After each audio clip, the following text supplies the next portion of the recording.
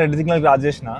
So అది 1 second కంటే లోపు అయితే ఒక €90 ఫైన్ విత్ 1 పాయింట్. అది 1 సెకండ్ కన్నా ఎక్కువ అయితే €200 ఫైన్ ప్లస్ €200 ఫైన్ పడుతుంది ఒకవేళ మీరు 1 సెకండ్ కన్నా బయట ఉంటే. ఈ 1 సెకండ్ అంటే ఏంటంటే సిగ్నల్ పడిన 1 సెకండ్ లోపు మీరు దాటేస్తే €90 పడుతుంది. 1 సెకండ్ బయట దాటితే మీకు €200 పడుతుంది. And also on top of it మీకు 1 మంత్ డ్రైవింగ్ బ్యాన్ ఉంటుంది.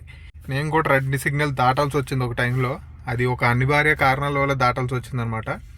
అప్పుడు నేను €90 కట్టాను. అండ్ ఆల్సో నాకు ఇప్పుడు 1 పాయింట్ పడింది.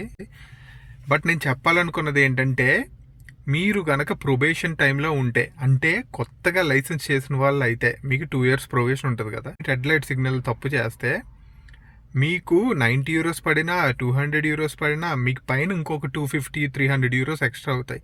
అది ఎలా అంటే, మీరు అవుట్బౌ సెమినార్ అని ఒకటి అటెండ్ అవ్వాల్సి వస్తుంది. అక్కడ అవుట్బౌ సెమినార్కి రిజిస్టర్ అయ్యి, ఈ అవుట్బౌ సెమినార్లో ఏం జరుగుతుందంటే ఒక 4 థియరీ క్లాసెస్ అంటే గ్రూప్ డిస్కషన్స్ అలా జరుగుతాయి అనుకుంటా.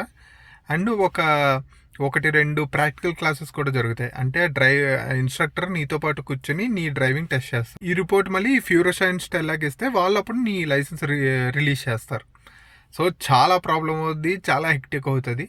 అందుకే ప్రొబేషన్ టైం కూడా 2 ఇయర్స్ నుంచి 4 ఇయర్స్కి ఎక్స్టెండ్ అవుతుంది. పడిపోయి దాటేయకండి వెనకలోడు హార్న్ కొడుతున్నాడు అని చెప్పి. ఓకేనా? Drive safely and drive cautiously.